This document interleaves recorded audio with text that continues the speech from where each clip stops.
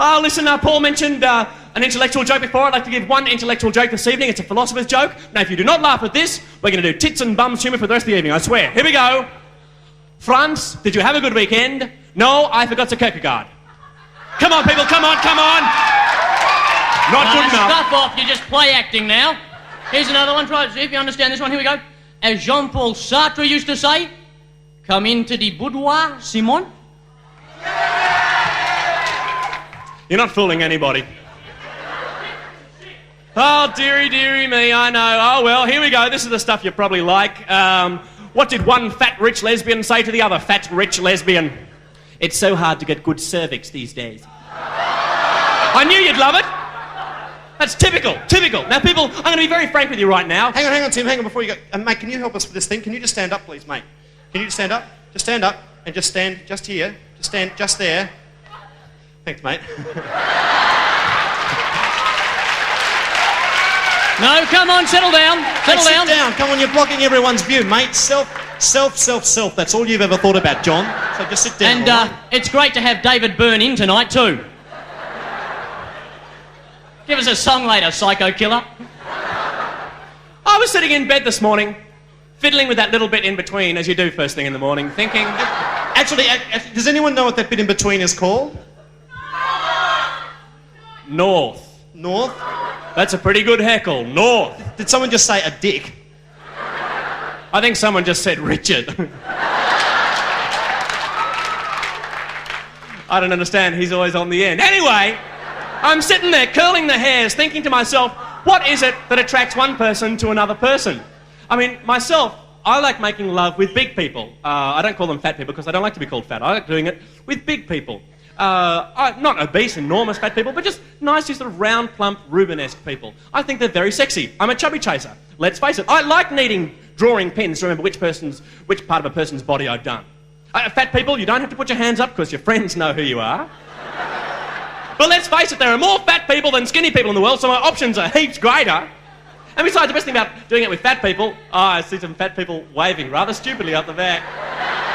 The best thing about having sex with fat people is like you can have a menage a trois and there's only two of you, so you never get embarrassed. But there are people who like doing it with skinny people like myself. People like doing it with me because I've got virtually no buttocks at all. Look at that. Almost straight down. But what's the point of that? It's like screwing 4x2. If you like having sex with wood, go for it. Then I was thinking, what about animals? We never think about the sex lives of animals enough. This one's for you, little boy. You see, I was thinking pigs. We say pigs are ugly, but they like one another. What does one pig find attractive in another pig? I know what I find attractive in pigs. What do pigs find attractive in pigs? I like their little trotters, the way they can never undo the ropes. Thank God they weren't made with opposable thumbs, eh? Oh, and praise heaven for mountain climbing tackle. And I love the way when you wake up in the morning with a pig, the little curly tail tickles your nose. Oh, stop it. Oh, Charlotte, where's a bloody spider? Then I was thinking, two sloths making love. What would that be like? So here's my impression, well thought out, of two sloths, that's slow-moving animals, getting it on. Two sloths having some sloth. With a small Masonic reference put into the skit. No Masons in tonight, what a shame. Here we go, two sloths making love.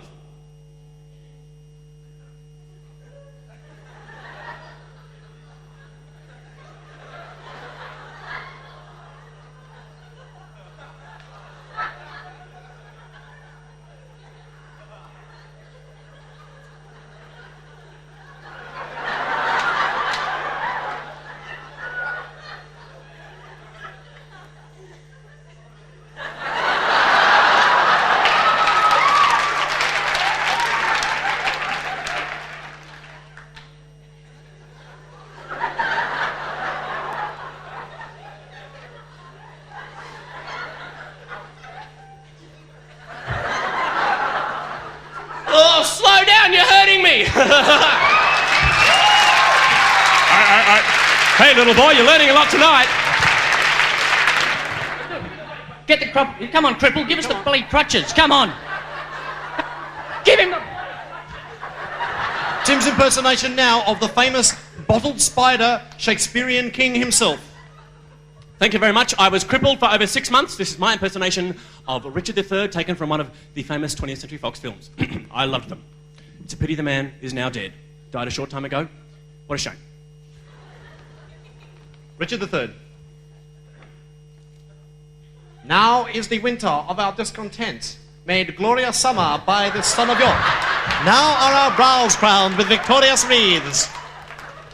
Cease to persuade, my loving Proteus. Yon Cassius hath a mean and hungry look. Such men are dangerous, for they think too much. Thank you! Hey, you better believe in Jesus, because you're walking home tonight.